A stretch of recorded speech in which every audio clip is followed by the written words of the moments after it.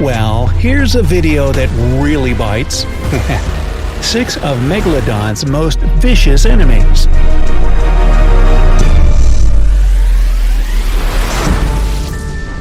Megalodon was the biggest and baddest shark of the ocean 23 million years ago.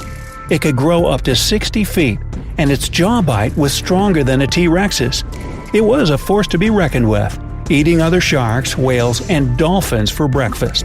So, you might think that there was nothing that could stop it. But even this massive shark had enemies, and their fights could be lethal. Think of a T-Rex versus Godzilla. Way out in the middle of the ocean, wearing life vests, duking it out, and you get the picture. Well, maybe not life vests. Those are from the Flintstones period. Check out these 6 enemies of Megalodon that could certainly give it a run for its money. Well, they didn't have money then either, but you get it, right? Hey, first, make sure you click the subscribe button and turn on notifications. Now you'll be one of the first Brightsiders to watch our videos. Counting down from number 6. Cetotherium. Okay, so they've given me a bunch of these big $10 long Latin words to try to say. Let's just count up how much I can earn here, okay? Cetotherium was a baleen whale from the Cetotheriidae family.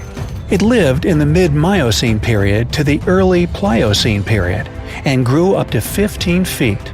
Fossil records have revealed that Cetotherium would be Megalodon's top target. Megalodon would be massive compared to Cetotherium, but Cetotherium had a few tricks up its sleeve. The very first whales had pointed teeth for catching and killing other sea animals. Later on, Cetotherium evolved and developed baleen, a strong but flexible material made of keratin, which caught small organisms and worked as a strainer as it fed. The small organisms would have been caught in large enough quantities to keep Cetotherium satisfied. This would keep Cetotherium close to the surface and away from Megalodon. But when Cetotherium was spotted by Megalodon, there was no escape. Megalodon would dive down to look up at its prey, and then it would ram Cetotherium at high speed, damaging vertebrae in the process. Cetotherium would be too stunned to be able to escape. And all's well that ends well. Number 5. Zygophyseter Varolai. This large predator was unknown until geologists found an almost complete Zygophyseter skeleton in 2016 on the shores of southern Italy. It's also referred to as a killer sperm whale because of its strong similarities in size to the killer whale and its close relationship to the sperm whale. Zygophyseter lived in the late Miocene period, some 11 to 7 million years ago, and it cruised the Mediterranean region. From fossil records, paleontologists have gathered that Zygophyseter grew to be 20 feet long. It had an asymmetrical cranium, which is commonly associated with high-frequency sound production and echolocation. Zygophyseter used its echolocation to find and hunt large prey. Their teeth could range from 6 to 10 inches, and they had 14 teeth in their lower jaw and 13 on top. Since their teeth were large and they had full jaw functionality, it's likely that they fed on large fish, dolphins, small whales, and cephalopods such as squids and octopuses. Its lethal bite would have been its best chance against Megalodon. Number 4. Aulophyseter. Now, Aulophyseter was a predatory whale, very similar to modern-day sperm whales. Sperm whales are the largest predators and the largest toothed whales today. Aulophyseter lived in the Miocene period. Back then, the country of Panama was underwater, and many species crossed from the east coast of North America to the west coast through a passageway. The passageway, called the Central American Seaway, was also a favored travel spot for Megalodon. Aulophyseters reached a length of 20 feet and weighed about 2,400 pounds. With these specifications, anyone can see that Megalodon was much larger.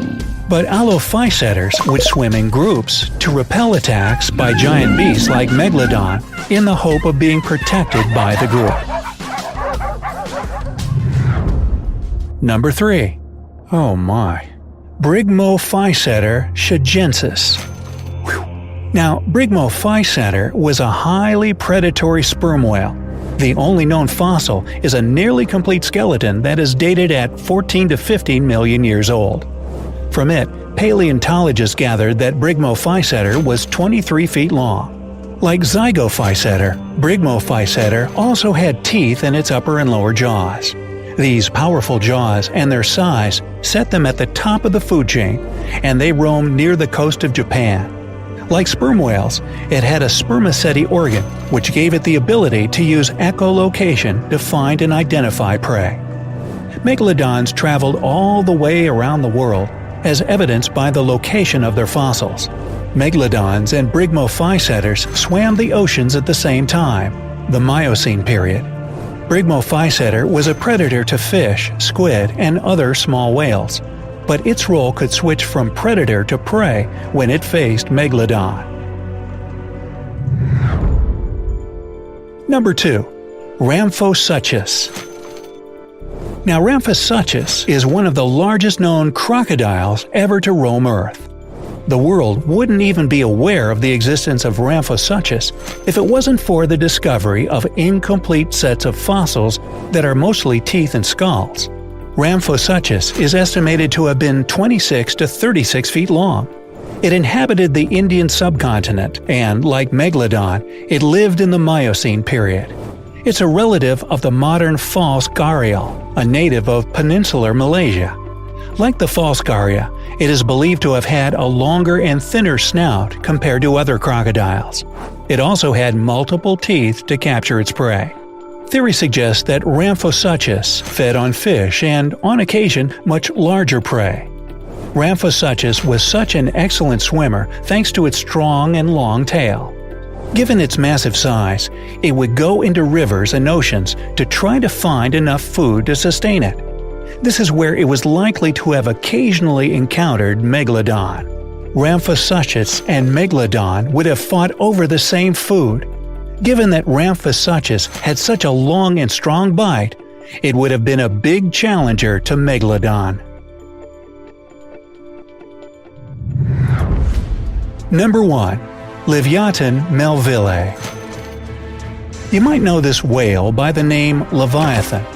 Soon after researchers discovered Leviathan's fossils and assigned it the name Leviathan, they realized that the name had already been taken by a mastodon a century earlier. This caused the switch to the Hebrew spelling of Livyatan. Now, Livyatan and Megalodon were two of the most terrifying creatures to roam the oceans, and both lived during the Miocene period. Livyatan was a whale that was 60 feet long and weighed up to 50 tons. Its largest teeth were up to 14 inches long. A theory about Livyatan's method of hunting is that it was very similar to Megalodon's. It would dive deep and headbutt its prey at fast speeds, and its target would be other whales. Megalodon and Livyatan competed for the same food and fought over turf. They both preferred to feed on baleen whales like Cetotherium, which we mentioned earlier. Livyatan had the longest teeth, but Megalodon had the strongest bite. They were both of a similar size and weight and had plenty of reasons to fight each other. So who do you think would win in a fight? It's unclear if these two beasts actually targeted each other, but it is likely that they butted heads over food. Regardless of whether these predators could win a battle against Megalodon or not, their existence put a big dent in Megalodon's lifespan. Megalodon was of such a massive size that it needed over 2,500 pounds of food a day. Research suggests that the increase in competition for food from other predators and the lack of prey might have been a strong factor in Megalodon's extinction. So, who do you think would win a fight between Livyatan and Megalodon? Do you think any of these predators could have taken down Megalodon? Tell us your opinion in the comments. Oh, and give us your guess as to how many times I had to read a long Latin $10 word. And finally, don't forget to click subscribe to stay on the bright side of life.